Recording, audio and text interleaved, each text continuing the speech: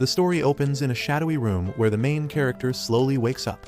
In front of him lies a girl, motionless, her body resting on a glowing crimson magic circle surrounded by flickering candles. Confused and alarmed, he asks himself what's going on, his eyes darting across the room. Strange coffins line the walls, and the floor is smeared with writings in blood. A wave of panic hits as he struggles to understand where he is. Suddenly, fragments of memory rush back. He remembers the blinding headlights of a truck, the crash, and the realization that he was on his way to the hospital when his life ended. Could it be that he was reincarnated? Before he can process it, the girl stirs and whispers his name, Lux. Stunned, he blurts out, asking if she really called him that, and she nods. Overwhelmed, he grabs her shoulders and shakes her, desperate for confirmation. Startled by his sudden intensity, the girl cries out. Heart pounding, he scrambles to find a mirror. When his eyes finally meet his reflection, the truth crashes down on him. He isn't himself anymore. He has become Lux Zeldia, a character from the game Blaze Fantasy. Horror fills him as he realizes this is the worst possible twist. That very game was the one he had been addicted to for years. His gaze then shifts to a map hanging on the wall, showing the kingdom of Rogland and the Zeldia family's territory. Thoughts spiral in his mind, fear mixing with disbelief. As he stares, lost in shock, the girl, still bound, softly asks if he's alright, confused by his sudden obsession with the map. At that moment, Lux came to a clear realization. There was no mistaking it.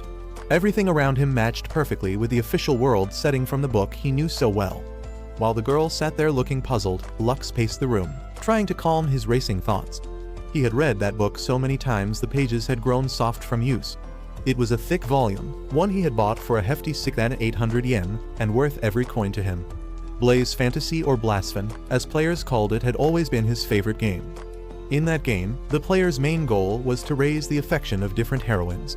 There was a school life section where you worked toward a happy ending, and a battle section where you fought alongside those heroines to defeat the Demon King. It was a beloved action RPG that had captured his heart. And now, there was no doubt about it, Lux had actually been reborn inside Blaspheme. His mind then wandered to Lyra Scarlet, wondering how she was doing. When he mentioned her name, the girl before him tilted her head and asked if he meant the princess, casually noting that she was fine. Excited, Lux quickly asked about Eliza and Claire as well. But to the girl, it sounded like he was just rattling off names of random women. Smirking, she teased him about being in love with all of them. Lux didn't even try to deny it. He boldly admitted it was true. Of course, what he meant was that he loved them as a fan, but the girl only grew more bewildered at his confession. As she gave him a strange look, Lux's mind spun with a thrilling idea of actually meeting those heroines now that he was living inside this world. He began replaying the storylines of the game in his head, completely forgetting that the girl was still staring at him in confusion. Only after a while did he snap back to the present and finally ask her what she was doing there. Out of nowhere, the girl let out a sharp scream, accusing him of what he had done to her. This girl was Morga, a maid in training who worked for the Zeldia family. Lux froze, completely lost, since he couldn't remember anything she was talking about. The truth was that, before he reincarnated, the original Lux had tried to perform a demon summoning ritual, and Morga had been chosen as the sacrifice. Because he had suddenly been thrown into this body, Lux had no memory of those events. In Blaspheme, Lux Zeldia wasn't a hero, but a mid-level boss, someone hated and looked down upon. Trying to change that fate, Lux quickly declared that they would cancel the summoning, and instead clean up the entire mess. He untied Morga and apologized for dragging her into it. Expecting her to be angry, he was surprised when she admitted she didn't really mind after all. It got her out of her regular chores. Lux stammered at her strange logic, unable to understand how skipping work could outweigh being part of a demon ritual. Still, the two set about tidying the room together. While they worked, Lux quietly wondered what his next move should be. At that moment, another maid stepped inside, telling Morga she was needed in the main hall. But when her eyes landed on Lux, she froze, stammering in shock. He quickly apologized for frightening her and for keeping Morga occupied. The maid, however, avoided his gaze nervously. Then, by accident, her eyes met his face and she shrieked in terror. To her, he looked like the cursed child of the evil eye. Lux stood stunned as the maid turned and ran straight for the door. Morga called after her to wait, but the girl didn't stop. The room fell silent, and Morga tried to comfort Lux. He brushed it off, pretending he was fine, and admitted he could understand her fear. After all, in this world, anyone with the evil eye was hated. Centuries ago, the previous Demon King had also been born with the cursed evil eye.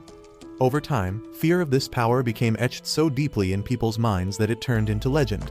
It was said that any child born with such an eye would only bring ruin to the nation. Because of this superstition, Lux's own life was marked by tragedy. His mother ended her life not long after giving birth to him, and his father treated him as though he wasn't even there. Shunned from the start for being the child of the evil eye, the original Lux grew twisted, his heart consumed by an obsession with summoning demons. Years later, he actually managed to resurrect the Demon King's soul. From then on, Lux was manipulated, forced into endless battles against the hero. Eventually, his mind gave in to the Demon King's whispers, and in every path of the story, Lux's fate was sealed death. His corpse became the Demon King's final tool, as the evil eye was ripped from him to bring about the king's full revival. That meant so long as Lux carried the evil eye, he would always be hunted by the Demon King's forces. Even now, after being reincarnated, it seemed like his destiny was only to meet death faster. In a twisted way, it felt like he had been reborn just to speedrun his end. Dark thoughts filled his mind, his fears spilling out through his gaze. But then, reality pulled him back when Morga spoke again. She explained that the maid who had run off was still new. Lux brushed it off, saying it didn't matter, but Morga continued, revealing the truth: the maid's village had been destroyed by demons, which explained why she feared the evil eye more than anyone else. Lux understood her pain all too well. Suddenly, his vision blurred, stars dancing before his eyes. His body gave out, and the last thing he heard before falling into darkness was Morga's desperate voice calling his name. Later that night, Lux slowly woke up again. He tried to brush it off, saying he was just a little worn out, but Morga firmly told him to rest. She even began feeding him, though Lux quickly assured her that he could manage on his own. Out of nowhere, he asked if she was scared of his evil eye. Morga blinked in surprise, confused by why he was bringing it up now. She admitted that, yes, at first she had been afraid. But after spending time with him, she realized the so-called evil eye didn't actually do anything harmful. Over time, she stopped fearing it. Now, she said with a gentle smile, it just felt like she was looking after a spoiled younger brother. Her words struck Lux deeply. Half teasing, he asked if that really made him the little brother. Without hesitation, Morga nodded, reminding him that she was older anyway. That night, as Lux lay in bed, her words lingered in his heart. But his thoughts drifted back to his cursed eye. Turning toward the nightstand, he noticed a slip of paper sticking out of an old book. Curious, he pulled it out and discovered a list, something the original Lux must have written. Reading through it, his chest tightened. The list revealed that the old Lux wanted revenge on those who mocked his eyes. He longed for recognition from his father. But above all, he simply wanted happiness. Lux stared at the words in silence, lifting his hand toward his eye as if trying to understand the pain behind them. Closing his eyes, he came to a quiet decision. The following morning, Morgan nearly panicked when Lux announced that he wanted to head to the training grounds. She reminded him that just last year, he had given up only minutes into practice. That fact puzzled Lux too, but when he looked down at his thin arms, the reason became clear: he was hopelessly weak. It was no wonder that, even in the game, Lux had always been a terrible swordsman. But Lux had already made up his mind. With determination burning in his voice, he told Morga to take him to the training grounds. Though hesitant, she eventually gave in and led him there. The area was filled with young men practicing hard, each of them aiming to become skilled swordsmen. Curious, Morga asked what exactly Lux intended to do. He replied with confidence he planned to test out his evil eye. Her eyes widened in confusion, but Lux explained that he wanted to try something new. In the game, he had never really understood how to use the evil eye properly, but this time he felt he could. It wasn't just a curse meant to frighten others, it had real power. Closing his eyes for a moment, he reopened them with sharp concentration. Instantly, his surroundings changed. He could sense the movements of the soldiers around him as if their skills were flowing directly into his body. Every swing, every step, they resonated within him. Morga eventually interrupted, saying it was time to head back. Surprised, Lux argued they had only just begun, but then he noticed the orange glow of the setting sun. Hours had passed in what felt like minutes.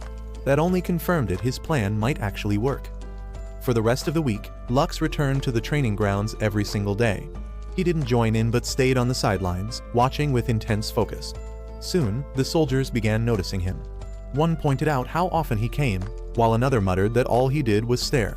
Eventually, a man walked up to him, breaking the silence. He asked if Lux wasn't overdue to get some training himself. Lux hadn't sensed his presence at all, but he masked his nerves and casually asked who the man was. The stranger introduced himself as Joris, the commanding officer. Lux tensed immediately, realizing how powerful he seemed.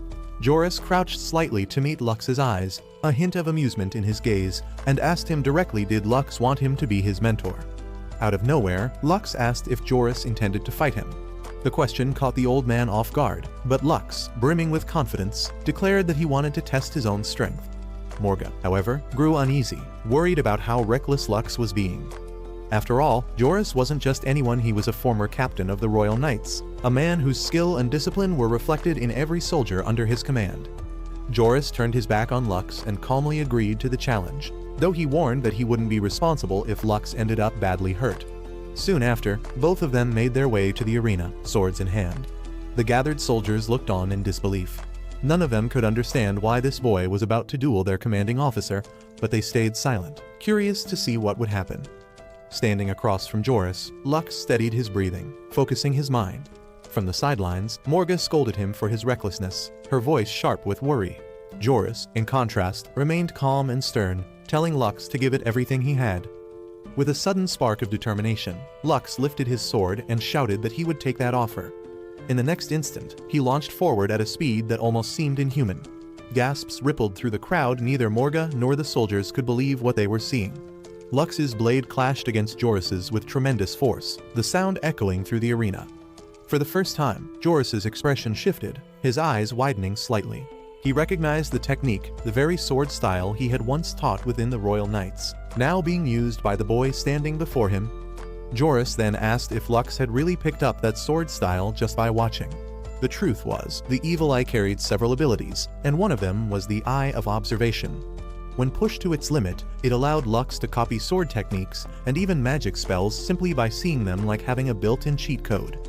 No grueling training arcs were needed when his eye worked like the ultimate shortcut.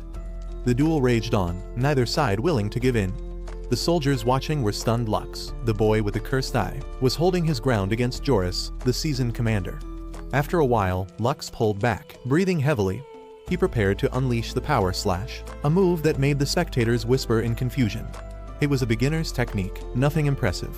But Joris didn't lower his guard. He could sense something different. Lux wasn't planning to use the slash in its usual form. He was pouring an extraordinary amount of magic into it, tapping into the true essence of the evil eye. Gathering every ounce of strength he had, Lux made a silent vow. He would not repeat the fate of the original storyline, dying and having his eye stolen by the Demon King. No, this time he would break the script. He would erase the role of villains, erase the middle bosses, and stop the Demon King's resurrection altogether. If he succeeded, the world would finally be safe, left only with the romance and happy endings between the heroes and heroines. Lux even laughed to himself at the thought it would turn him into just a background mob character. But that was fine. In fact, it was more than enough. Still, to achieve that peaceful future, he needed power. And to gain that power, he would master the full potential of his evil eye. Gripping his sword tightly, Lux dropped into position and charged straight at Joris. The strike landed with such force that the old knight bent to one knee to take the blow. Sword raised high, Lux shouted his resolve that he would live as a mere mob character, but one who would protect everyone. His heart burned with determination, refusing to accept the cruel fate written for him. He lunged again with everything he had, but while Lux fought with fiery passion, Joris met his strikes with calm, unshakable confidence. Soon, Lux's breath grew heavy, his strength faltering as he held onto his sword.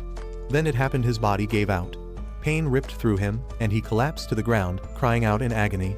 Every muscle screamed, leaving him shocked. What kind of move had just crushed him like that? Joris stepped forward, explaining in a composed voice that he hadn't used any special technique, he had simply blocked the attack. Lux's eyes widened in disbelief. How could that be? Joris clarified. While Lux had perfectly copied his soldiers' sword skills, his body was nowhere near as trained as theirs. In short, Lux had pushed himself far beyond what his body could handle. The realization shook him. It felt like trying to solo a boss fight with a level 1 character. Still trembling, Lux forced himself back to his feet and apologized for his reckless behavior. Yet his determination didn't waver. He declared that he truly wanted to grow stronger, asking if Joris would be willing to guide him. But before he could even finish the question, the old knight gave his answer yes. From that moment, Joris would help rebuild Lux's weak body from the ground up. Grateful, Lux bowed his head, asking Joris to take care of him. A few days later, Joris resumed his duties as the soldiers' drill master. His sharp voice echoed across the field as he ordered them to run another 20 laps. Groans and complaints filled the air. Everyone was exhausted, gasping for breath, saying they couldn't take this torture anymore. One soldier glanced at Lux and asked if he could still keep up, but Lux didn't waste his breath on an answer. Instead, he kept swinging his sword, his focus unshaken. His movements were sharp and disciplined, enough to make the others murmur in admiration. Joris, overhearing their chatter, wasn't impressed. To him, Lux's precise movements weren't training at all. So, with a strict tone, he ordered the soldiers to complete 100 sword swings, leaving them wide-eyed in shock. Lux, however, smiled faintly. He understood what Joris was doing. Sword techniques could be copied with the evil eye, but endurance, that was something he had to build himself. And that thought thrilled him. The idea of forging a strong body excited Lux more than anything. He threw himself into training, pushing his body until sunset. By the next morning, he was flat on his bed, every muscle screaming in pain. Joris casually noted that it was just severe muscle ache, while Morga scolded him for overdoing it. After all, Lux had been locked away for so long, it wasn't surprising his body wasn't ready for this kind of strain. Lux, however, didn't seem to hear their worries. His mind was spinning with wild visions of having a perfectly trained body. Joris told Morga that once Lux recovered, training would continue. Rest was also part of the process, and for now, it was the only thing he needed. That night, lying weakly on his bed, Lux's thoughts drifted to the bigger picture. Only 5 years remained before the main game would truly begin. But already, he had stepped off the path of the original Lux. He knew the evil eye would be targeted again and again, and whatever awaited him ahead, he was ready to face it. There was also the chance that the Demon King revival cult would act soon, which meant living as just a background character wouldn't be so simple after all. On top of that, a big event was coming even before the main game officially began. Lux knew he couldn't afford to waste any time. The very next day, Morga went around the entire mansion looking for him. She even asked another maid if she'd seen Lux, and finally got her answer. He was in his study, buried in books about dark magic. Carrying a tray of snacks, Morga stepped into the room, but her foot slipped and the tray went flying. In that instant, Lux cast his magic to slow everything down. To Morga's shock, he didn't bother saving her from falling, he only saved the tray of food. She hit the floor while the snacks landed safely. It was like she had been betrayed by gravity itself. After brushing off the embarrassment, Morga noticed the books and pointed out that he was studying magic. Lux explained that since his body was still healing, he wanted to use the time wisely. But something clearly bothered him. When she asked what was wrong, Lux admitted that he could only use dark magic. Morga raised an eyebrow and asked why that was a problem. He sighed, confessing that he wanted to use flashy spells, but all he could manage were support skills and debuffs. Morga wasn't having it. She reminded him that being able to use any kind of magic at all was already a gift. Her words hit Lux, especially when he realized she wasn't one of the lucky ones. She went on to explain that most people couldn't use magic at all, and she even envied him for it. Morga then recalled a senior maid who could use wind magic. It wasn't for fighting, but it was perfect for drying laundry. Even something so simple could be incredibly useful in daily life. At that moment, Lux shifted his mindset. There was no use wishing for magic he didn't have. Instead, he decided to fully dedicate himself to mastering dark magic. He explained to Morga that his combat style would be built around weakening enemies with debuffs while fighting with a sword. Hearing this, Morga's eyes lit up, and she eagerly offered to support him however she could. Later, Lux returned to his books, enjoying a rare moment of calm as he sipped tea and munched on sandwiches. He couldn't help but praise how tasty they were, which made Morga smile proudly. After all, she was the one who made them. When he thanked her, she laughed shyly, clearly pleased. But Lux wasn't done. He wanted to give her something in return. Using his imitation spell, Lux summoned dark magic to recreate objects. Normally, this required long observation of the original, but thanks to the evil eye's sharp perception, the process was almost effortless. Under the glow of his spell, a sandwich began to form in his hand. At first, Morga was amazed, but her excitement quickly turned into horror. The sandwich's final form was completely black, like it had crawled out of a nightmare. That thing carried lore. Lux scratched his head, embarrassed by the result. He admitted that he hadn't prepared the ingredients beforehand and had instead made them directly out of his mana. Morga noticed the sandwich crumbling apart in her hands, and Lux explained that materials created from pure mana would eventually break down. Worse, if his mana was drained, they would vanish entirely. Still, the thought lingered in his mind, what if it was actually possible to craft something perfect out of mana alone? Lux sat lost in thought, connecting pieces of information in his mind. He was so focused that he didn't even hear Morga calling his name out of concern. Snapping back to reality, he suddenly declared that his plan might actually work. He asked where the maid with wind magic was, and Morga answered that she was probably in the kitchen. When Morga asked if he was heading there, Lux nodded firmly. She hesitated, glancing at the strange black sandwich still on the table, wondering what on earth she should do with it. But Lux, completely caught up in his ideas, didn't bother to reply. Left alone, Morga stared at the odd gift, unsure if she should laugh, cry, or toss it away. Meanwhile, Lux threw himself into magic research and training every day. His efforts finally paid off. He had recovered enough strength to return to the training grounds. The anticipation of a real fight made his blood race. Soon, Joris signaled the start of the spar, and Lux and his opponent charged forward, swords clashing in a storm of steel and force. Both gave it their all, refusing to hold back. The soldier apologized mid-battle, saying he couldn't go easy on the young master. Lux only grinned and replied that he had no intention of holding back either. With a burst of speed, Lux launched himself into a backflip, moving faster than he thought possible. He was stunned. His body had reacted exactly the way he imagined it. He wasn't winded, nor did he feel fatigued. A smile crept across his face. This was proof of his hard work and training paying off. But his joy was short-lived. The soldier suddenly swung his blade at him, praising his skills. Startled back into reality, Lux quickly raised his sword to defend. The soldier admitted he couldn't match Lux's skill, but he still held the advantage in raw strength. With a crushing blow, he forced Lux down to one knee, the weight of the strike pressing heavily on him. Realizing he needed space, Lux prepared to break free. At that moment, Joris shouted from the sidelines, asking if that was really all Lux had. He reminded him that his true potential was far greater than what he was showing. Lux muttered to himself that he wasn't holding back, but if Joris believed there was more in him, then he would push past his limit. In a sudden burst of speed, Lux leapt back, putting distance between himself and his opponent. The soldier stood tall, warning him that retreat alone wouldn't win the fight. But Lux wasn't running away. He was preparing. Summoning his strength, Lux activated his imitation spell. With the help of his evil eye's sharp perception, he copied the fury of a raging storm. Gathering that terrifying energy, he unleashed a roaring death cyclone. The battlefield howled with violent winds, forcing the soldier to grit his teeth as he fought against the crushing force. But the storm was too much. Eventually, he collapsed to the ground, defeated. Joris quickly ended the match, declaring Lux the winner.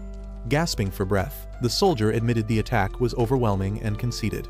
He then remarked that Lux might actually be a magic swordsman, though Lux himself was reluctant to accept the title. Still, the soldier confessed that he and the others would never stand a chance against him. Lux admitted he had always wanted to test this technique, and seeing it succeed brought him satisfaction. The soldier gave him a nervous smile, praising his talent, though he admitted it was frightening. When the battle ended and the air finally calmed, Joris walked up to Lux and asked if relying on magic wasn't a little unfair. Lux scratched his head and admitted it probably was. But then Joris broke into laughter, saying he was only joking, that in a real fight, any weapon or skill was fair game. More importantly, Joris pointed out that Lux's performance was the result of his own effort. Hearing those words, Lux was stunned. He hadn't expected such praise, and it honestly touched him. The other soldiers joined in, complimenting him for surviving training that felt like torture. Lux laughed it off, though he secretly knew he had nearly died in the process. His opponent ruffled his hair with a grin, and Lux couldn't help but chuckle back. As the group dispersed, Lux thought to himself maybe he really was starting to gain the strength needed to protect his cursed eye. At least one thing was certain: his mob character plan was finally moving forward. But before he could relax, Joris gathered everyone again and announced tomorrow's training would be even more brutal. The soldiers groaned in despair, their faces pale at the thought. Determined to follow his new path, Lux threw himself into the grind. Day after day, he endured harsh drills, pushed his swordsmanship further, and spent sleepless nights buried in magic books. The toll was clear. He looked like a wreck. Morga panicked when she saw him in such a state, but Lux brushed it off, saying he was too busy with research. Morga simply sighed, wished him luck, and let him be. That evening at dinner, Lux remembered to pray before eating. But once his prayer ended, he tore into the food like a starving wolf. Each bite was satisfying, far different from the bleak life he had before. Smiling, he turned to the maids and sincerely thanked them for preparing such delicious meals. Instead of feeling happy about his thanks, the maids looked more frightened than anything. The awkward mood in the room made Lux wonder what was going on. That's when Morga stepped forward with a frown, telling him it was his own fault. His odd behavior in the past had left a lasting impression. Lux was confused, but Morga explained further before his reincarnation. He had done all sorts of bizarre things. He once sacrificed meat in a ritual to summon a demon, drew magic circles with ketchup, and even turned a piece of bread into a makeshift voodoo doll. The guy had basically been role-playing dark magic with lunch food. Lux slapped his forehead in embarrassment, dreading what other nonsense the original him might have pulled. The way the maids looked at him felt oddly familiar, though back in his past life, his classmates had stared at him the same way. Because of his constant sickness, he rarely went to school, and when he did, people treated him like an outsider. Strangely enough, he realized that he and the old Lux weren't so different. Both were isolated by circumstances they couldn't control. Trying to shake off those heavy memories, Lux started making strange movements without realizing it, which only made the maids more uneasy. Later, as he walked through the halls with Morga, she admitted that most of the maids still held strong prejudice against him. Lux shrugged it off, saying he was used to those kinds of stares. But then he noticed Morga had gone quiet. When he asked why, she finally admitted her frustration. She could see how hard he was trying to change, yet no one else seemed to notice. Her words stunned Lux. Moved by her honesty, he quietly thanked her. Lux reminded Morga that earning the maid's trust wouldn't happen overnight. But Morga pushed back, saying it wouldn't take long at all. Confused, Lux asked what she meant, admitting that changing people's views of him seemed nearly impossible. Morga shook her head and bluntly pointed out that the real problem was his appearance. Lux blinked in surprise, unsure what she was getting at. She explained further his face still carried that shady, untrustworthy look, making others believe he was the same as before. To them, he seemed creepy, frightening, and even a little unkempt. Her words cut deep, and Lux couldn't help but protest, saying she was being too harsh. He defended himself, insisting he bathed every single day. Did appearances really matter that much? In his mind, it was what was inside that truly counted.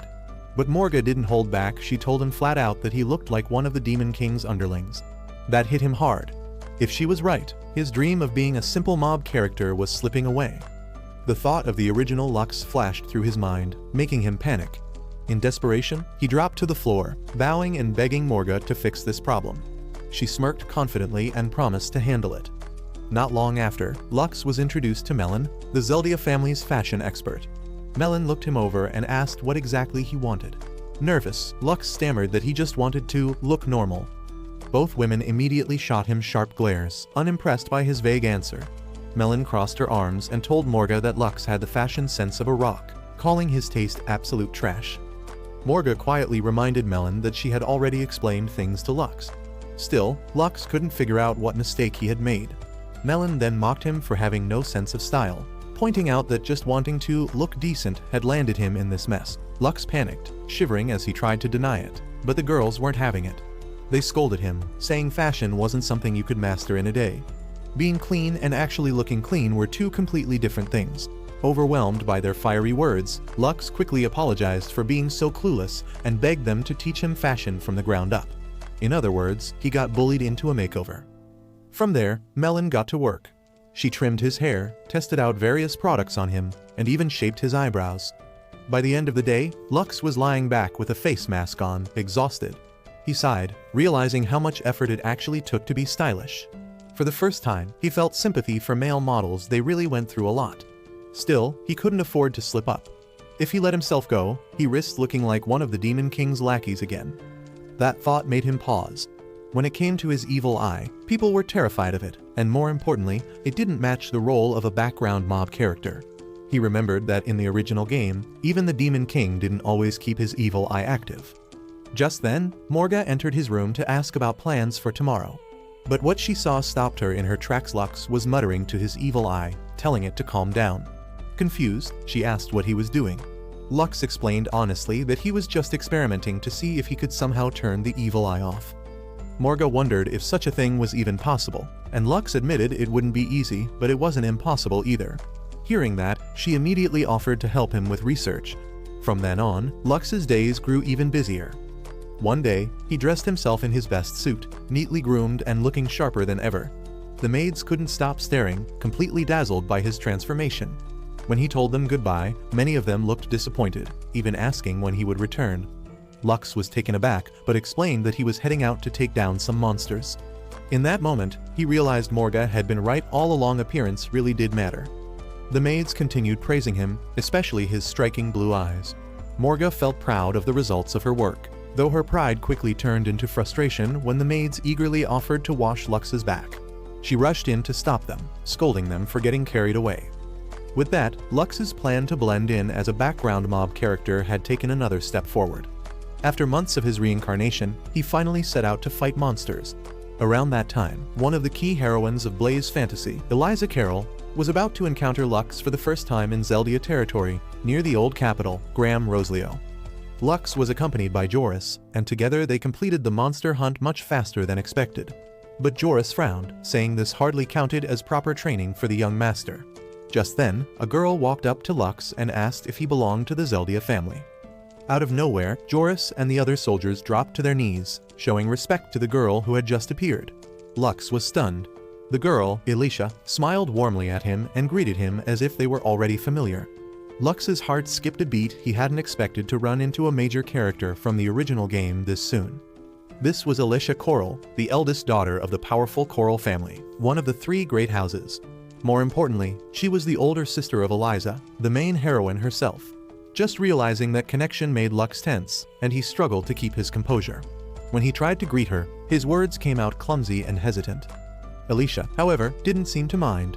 She leaned in closer, studying his face carefully, and teased him by saying he had grown quite handsome. Lux's cheeks warmed at her words, and deep inside he felt proud his efforts to change himself were finally paying off. Then Alicia casually mentioned that her sister, Eliza, was also with her. Lux froze, completely caught off guard. He wasn't ready to meet the heroine this soon. But before he could protest, Alicia called out for her. From behind, Eliza slowly stepped forward, each of her footsteps making Lux's nerves skyrocket. She kept her head lowered, quietly asking her sister what she wanted. But in the very next moment, her shy aura vanished. She burst out, scolding Alicia for being too loud and annoying. Shaking her head, she flatly refused to greet Lux. Alicia only laughed and apologized to him for her sister's blunt behavior.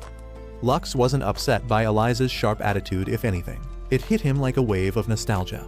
His eyes grew misty as he realized something important. This was the Eliza he remembered. The heroine who would never show sweetness to anyone except the true protagonist.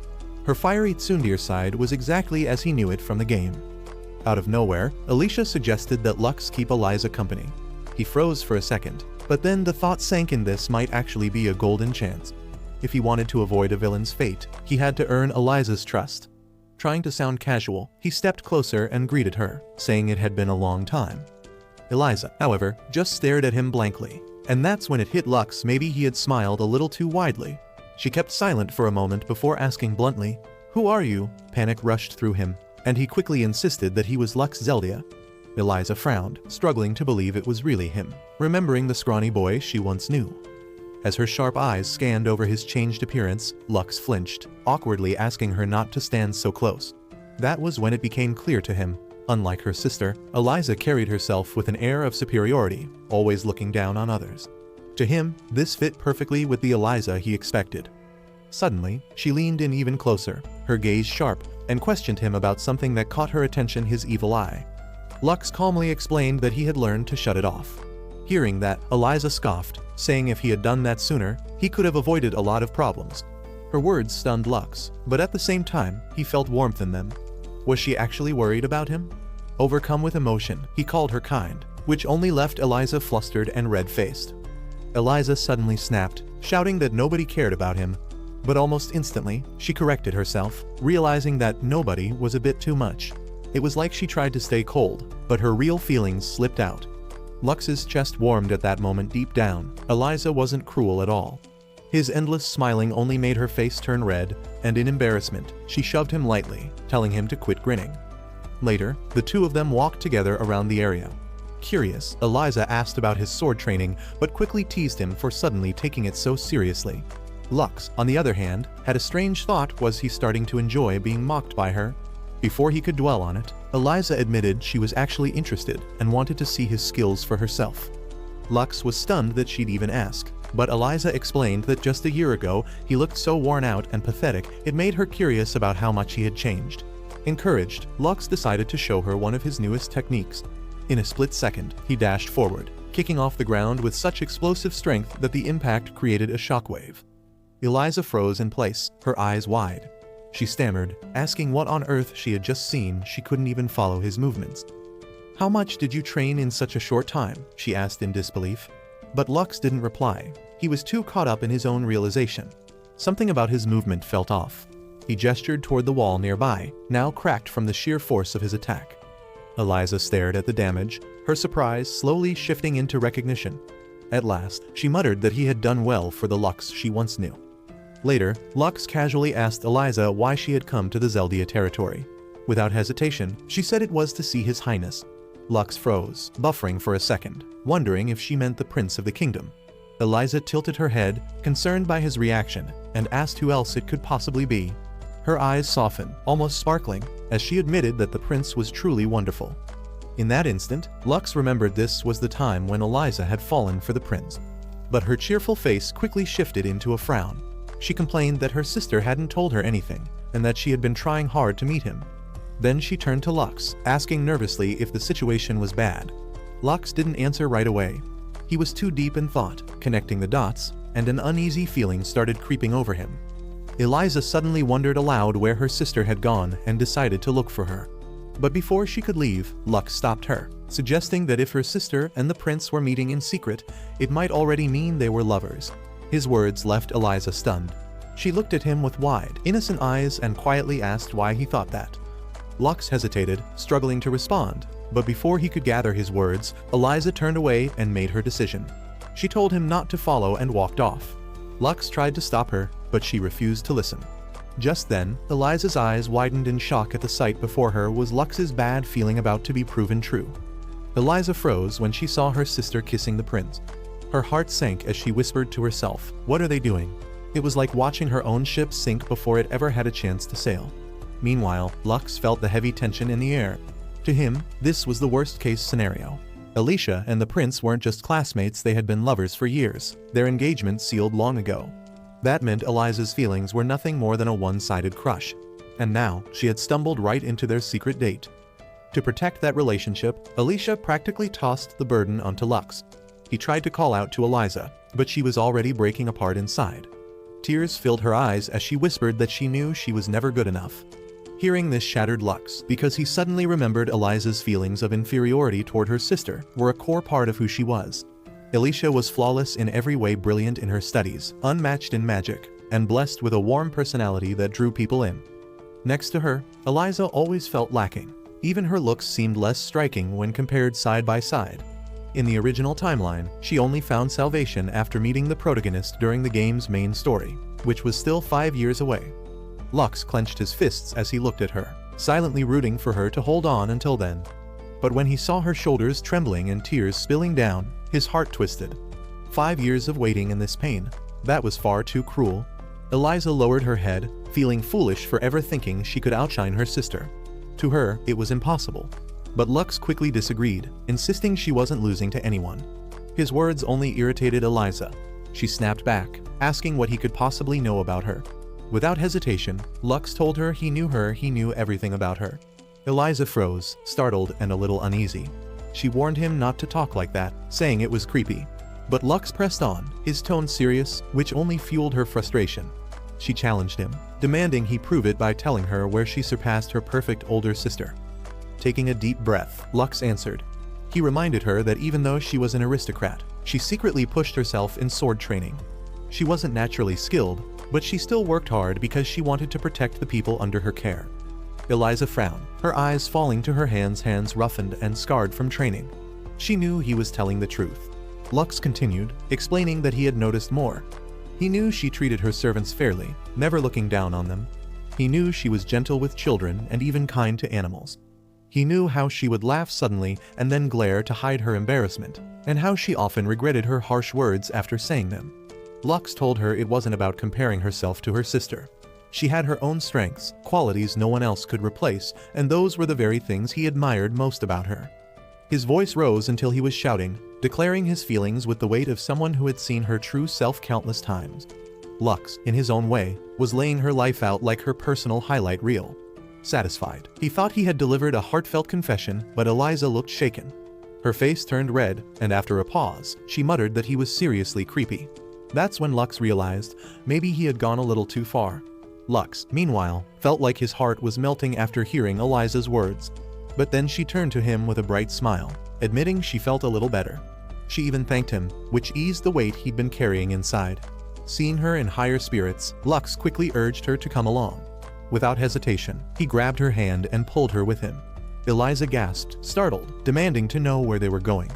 Lux only grinned as they ran, telling her they were going to take revenge for the frustration she had just endured. Deep inside, Lux knew he was willing to do anything for his heroine. He planned everything with Eliza in mind. Together, they arrived where Eliza and the prince were, acting innocent like a pair of clueless children. It was Lux's subtle way of striking back for Eliza's sake. He even thought this might help her talk to the prince more, though in reality, it wasn't going so smoothly. Leaning close, Lux whispered in her ear, pointing out that she hadn't spoken to the prince at all. Eliza jumped in surprise, her cheeks turning red as she scolded him for suddenly whispering so close. Lux was stunned by her reaction, wondering if it meant something, but he brushed it aside, deciding she was simply nervous around the prince. With that uncertain thought, his very first meeting with the heroine came to a close. Later, Lux and his companions headed back home. Sitting inside the carriage, he still couldn't believe he had finally met Eliza. His mind raced with excitement as he wondered who fate would bring him to next. But the moment he arrived home, his joy was cut short by shocking news: his brother Dennis had returned. Lux cursed under his breath, realizing this was a problem of an entirely different scale. Morga, who was nearby, immediately called out in concern. Lux's chest tightened as he remembered the truth about Dennis. Their mother had taken her own life after the trauma of giving birth to a child with the cursed evil eye. Because of that, Lux and Dennis's bond as brothers had never stood a chance. Lux shivered at the thought, convinced that Dennis must despise him. Out of nowhere, a voice spoke up behind him, asking why he would think his own brother hated him. Lux froze in terror, his whole life flashing before his eyes as he turned and saw Dennis standing there. The shock hit so hard that his legs gave out, and he dropped to the floor. The silence was awkward, but Dennis smoothly took over, apologizing for making everyone wait. With a cheerful grin, he proudly declared that Dennis Zeldia had finally returned. Acting way too dramatic, he teased that Lux must have been lonely without him, but reassured his younger brother not to worry anymore because he was back now. His loud, over-the-top tone only made Lux more uncomfortable. He had expected a final boss encounter, not what felt like a corny family reunion scene. Lux stared at his brother, horrified, wondering what on earth was wrong with this man. He had already repeated the same line twice. Suddenly, Dennis crouched down to meet Lux at eye level, commenting on something about his appearance. Lux panicked, certain he meant his cursed eye, and hurried to come up with an excuse. But before he could even get a word out, Dennis surprised him with a compliment, instead praising his outfit and saying he looked like a proper young noble. Dennis was thrilled, claiming Lux now even resembled him. Relieved, Lux realized his brother had only been talking about his clothes, not the eye he feared so much. Still, Dennis's excessive enthusiasm gave off an odd vibe, as he repeated again how well Lux was dressed. Lux politely thanked him, but in the back of his mind, he couldn't ignore how redundant his brother sounded. As he quietly observed Dennis's behavior, he noticed something strange. There wasn't even the slightest sign of hatred in his brother's eyes. Could Dennis actually be a decent person? That night, the two brothers sat down and shared dinner together. During dinner, Dennis started rambling about his past, saying he once had a friend who always glared at him with jealousy. Trying to be kind, Dennis reached out to that friend, but somehow, it ended with him being dragged to the principal's office. The teachers had immediately sighed, saying, "Well, of course it's the Zeldia kid." From there, Dennis just kept going on and on, telling story after story. Lux quickly realized his older brother talked way too much, and worse, he seemed to throw in the same annoying catchphrase every few minutes. To Lux, it felt like Dennis hadn't done anything but brag since he sat down. But in the middle of his endless chatter, Dennis mentioned something that made Lux snap to attention: his lightning attribute. That was rare, and Lux knew it. Excited, Lux steered the conversation and asked more about it. Dennis proudly explained that lightning was an extremely uncommon power, and throughout history, only a handful of people had ever mastered it. Of course, he bragged that he was one of those chosen few, repeating his cheesy line again and again. Lux, however, wasn't cringing, he was stunned.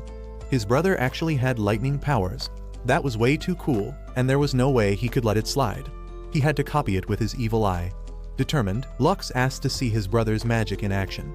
But Dennis brushed him off, saying it wasn't something you just show on command. Lux insisted, but Dennis kept refusing. So finally, Lux pulled out his ultimate weapon, puppy dog eyes. Unable to resist his little brother's pleading face, Dennis sighed and gave in, agreeing to show him. After dinner, the brothers headed outside to the yard. Lux eagerly asked what kind of magic Dennis would show him first. Dennis explained that he'd start with a basic spell called Thunderbolt. The moment Lux heard the name, his imagination went wild. He pictured something incredible, his eyes practically sparkling with excitement. Preparing himself, he activated his evil eye, ready to copy every detail. Dennis raised his scepter dramatically and shouted with pride, "Thunderbolt!" But instead of a powerful blast, only a tiny flash of light appeared before fading almost immediately. Lux froze, his excitement crumbling. He forced a small smile and asked awkwardly if that was really it. This is what happens when you give theater kids magic, he thought. Dennis, on the other hand, looked completely embarrassed. Lux quickly hid his disappointment and showered Dennis with praise, but Dennis wasn't fooled. He sighed, admitting to himself that he had failed. The next day, as Lux walked down the corridor with Morga, he couldn't help but talk about the letdown.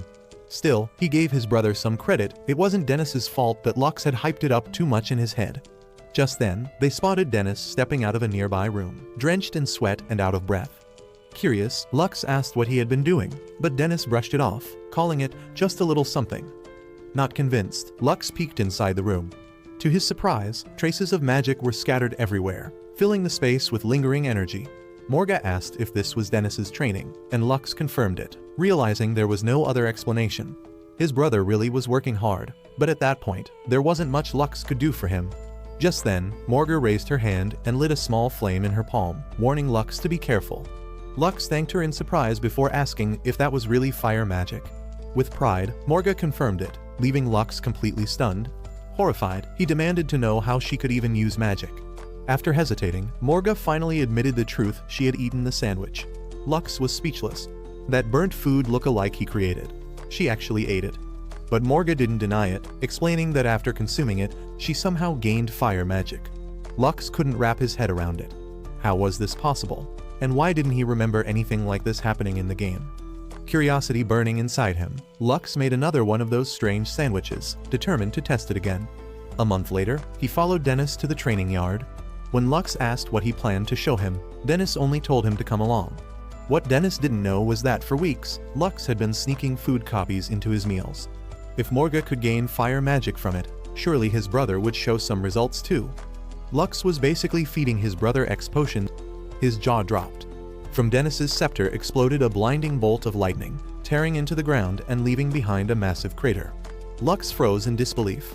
This was a top-tier lightning spell. There was no way he had only been experimenting with food copies. How could they create such terrifying power? The realization made him uneasy, and no matter how he thought about it, none of it made sense. Dennis, feeling more confident than ever, joked that his own talent scared him sometimes. Lux gave an awkward laugh, though deep down he knew his brother deserved real praise. His eyes then landed on Dennis's bandaged hand, a clear sign of his dedication and effort. Out of nowhere, Dennis brought up Lux's evil eye. Lux froze, surprised that the dreaded topic had finally surfaced. Gathering himself, he explained that the ability could actually be switched off. Dennis asked if he figured that out alone, and Lux nodded while questioning why he wanted to know. Dennis smiled and told him not to carry every burden by himself. He reminded Lux that while he was gifted, he didn't need to face everything alone. He had a brother to lean on. That promise brought a warm smile to Lux's face as he quietly accepted his brother's words. That night, Morga praised Lux for doing a great job. Exhausted, he collapsed onto his bed, thanking her for playing along. She replied that she was glad things turned out smoothly, and Lux agreed. His mind drifted back to Dennis's reassuring words, and for the first time in a while, he felt truly comforted knowing he had someone to depend on. Just then, a maid walked in with a letter addressed to him. Lux's eyes lit up with excitement as he opened it, an invitation to the kingdom's 10th anniversary celebration. This was no ordinary event. It marked the official start of the game's storyline, bringing all the characters together in the royal capital. There would be swordsmanship tournaments, grand dances, and countless festivities. At last, Blaze Fantasy was truly beginning. The royal capital came alive as the kingdom celebrated its grand 10th anniversary. The Zeldia family's attendants wandered through the crowded streets, marveling at the lively festival that stretched across the entire nation. Morga glanced back at Lux, expecting him to share the same excitement, but instead, tears welled up in his eyes. Shocked, she quickly realized he wasn't sad, he was overwhelmed. After all his days of relentless training, he had finally made it here. This was the true beginning of Blasphemy. Soon after, everyone gathered inside the massive arena for the sword fighting tournament. Lux stood among the challengers, ready to prove himself. Before the matches began, Morga bowed respectfully, wishing him the best of luck. Out of nowhere, Dennis showed up, sneaking in with a wide grin. Lux blinked in surprise, wondering if his brother had actually come to support him. To his amazement, Dennis had even brought matching props to cheer him on. He loudly encouraged Lux to fight in a way that wouldn't bring shame to the Zeldia name, though the irony of that line made Lux roll his eyes inside. At that moment, Morga announced that the tournament bracket had been posted. Lux rushed over, scanning the names until his eyes locked on a familiar one, Claire. Just as he expected, Claire Wingate was here. She wasn't just anyone, she was one of Blasphemy's main heroines and the daughter of the Royal Knights General. Her swordsmanship was unmatched, making her one of the strongest in the entire story. Lux knew their showdown was destined for the finals, but he couldn't help but wonder how he'd measure up against her. Suddenly, a thrill surged through him. His lips curled into a wide grin, his cheeks flushed, and laughter burst out uncontrollably. The sight startled Morga, who had no idea why Lux looked so giddy, but inside, he was burning with excitement for the battle ahead. Morga glanced at Lux with concern, asking if he was really okay after all. He was both laughing and crying at once. Brushing it off, Lux made his way to the arena tunnel, where he unexpectedly ran into Eliza. With a small smile, he greeted her, saying it had been a while, and curiously asked why she was there. Eliza immediately got defensive, demanding to know why she couldn't be. To her shock, Lux teased her, wondering if she had come just to cheer him on. His words turned her cheeks bright red. Flustered, she explained she wasn't competing and just had some free time, but her excuse crumbled when she noticed the knowing grin on his face. Embarrassed, she warned him to stop looking at her like that, before blurting out that she would be watching so he'd better win. Lux chuckled softly, thanked her, and rushed ahead, his heart lighter than before. Thinking about Eliza and Dennis rooting for him filled Lux with pride. The boy once scorned by everyone had worked hard to come this far, and now he wasn't standing alone. Soon, Lux stepped into the massive arena, the crowd roaring around him as he awaited his first battle. His eyes locked onto his opponent, and the first thing he noticed was the man's sword. The opponent grumbled about the injury prevention spell placed on their weapons, insisting he wanted a real blade instead. Lux, cautious of this unknown fighter, tried to ease the tension, reminding him this was meant to test swordsmanship, not spill blood. But the man's expression twisted with disdain. He spat cruel words, saying Lux had no right to speak as though he were human. Calling him a cursed child of the evil eye, he declared that abominations like Lux were the kind of monsters he wanted to cut down with his sword. Rage bubbled inside Lux. If this guy wanted to fight with real blades, then maybe Lux should be the one to show him just how sharp his edge could be. Lux snapped back in anger, ready to retaliate, but his opponent raised his voice first, calling for the referee to keep a close eye on the evil-eyed one. With a cruel laugh, he accused Lux of being the type to use dirty tricks. Lux quickly defended himself, insisting he'd never stooped that low. But the boy only shrugged, his dismissive attitude stoking Lux's fury even more. Determined to prove himself, Lux declared proudly that he was Lux Zeldia, and on his family name, he would fight honorably. His opponent sneered, mocking that a servant of the Demon King had no name worth swearing by. Before Lux could respond, the referee's voice cut in, announcing the start of the 12th match of the first round. At once, the boy let out a fierce battle cry that made Lux pause in confusion. Then, in a flash, he revealed his magic, proclaiming it was time to wipe out monsters. The overwhelming surge of power shocked Dennis, while Joris admitted it was stronger than most of their soldiers could ever hope to match. The boy introduced himself as Gellius Malaysia, a descendant of a noble family nearly equal to the Great Three Houses. Morga quickly argued that Lux's talent was no less, and Joris agreed, pointing out that the power of Lux's evil eye was in a league of its own. But then Joris's face froze in surprise. Lux wasn't using his powers at all. Gellius smirked, taunting Lux by asking if he was too scared to fight back. He sneered further, saying he would have preferred to face him with real steel instead of dulled blades, just to carve into a so-called monster. From the sidelines, Dennis shouted for Lux to stay alert, while Morga and the maids gasped in horror. With that, Gellius charged forward, his sword glowing with deadly energy as he roared for Lux to feel the wrath of his hyper-slash. To everyone's shock, Lux blocked the strike with ease, leaving Gellius and the crowd speechless. Gritting his teeth, Gellius demanded to know what trick Lux had pulled. Lux smirked and teased him, asking if he really wanted to hold a conversation with the so-called cursed child. That jab made Gellius curse under his breath before launching forward again, unleashing 2 more hyper slashes in a row. But once more, Lux deflected them cleanly. Gellius staggered back, gasping for air, confused as to why his attacks couldn't land. Up in the stands, Dennis wondered if Lux had secretly used magic, but Joris only chuckled. He recognized the truth, this wasn't magic at all. It was the result of the young master's relentless daily training. Dennis struggled to accept it, stunned that Gellius's overwhelming strength was being dismantled by sheer skill. In the arena, Lux mocked Gellius, pointing out that even though he came from a powerful bloodline, he couldn't touch him with swordsmanship alone. With that, Lux swung his blade with such force that it rattled Gellius's sword and sent him flying across the arena floor. The crowd gasped as the boy crashed down, the battle ending in an instant. The referee declared Lux the winner. Turning back, Lux couldn't resist one last taunt, asking if Gellius wasn't relieved they hadn't been fighting with real blades. The crowd roared. Lux had completely owned that match. Afterward, Morga praised him proudly, while Eliza quietly expressed her relief. Morga tried nudging her to be more outspoken with her praise, but Eliza hesitated, her words catching in her throat. Then, she suddenly noticed Lux walking away, his presence heavy with a gloomy aura despite the victory. Lux pressed a hand over his eye, replaying Gellius's cruel words in his head. As he blended into the crowd, whispers spread around him. People were saying he must have used his evil eye to defeat Gellius, or maybe he pulled some kind of dirty trick. The comment stung, but Lux forced himself to stay calm. Let them talk, he thought. He'd just have to endure it. When it came time for his second match, the referee announced that his opponent had forfeited. Lux advanced without even lifting his sword. The same thing happened again in his third round. Confused, he wondered why everyone was refusing to face him. His answer came quickly. 2 boys nearby sneered, calling him the cursed holder of the evil eye. Lux quickly tried to defend himself, insisting he hadn't used his eye at all. But the boys only laughed harder, mocking him and saying no one could really know for sure. One even teased that if he had to fight Lux, he'd run away too.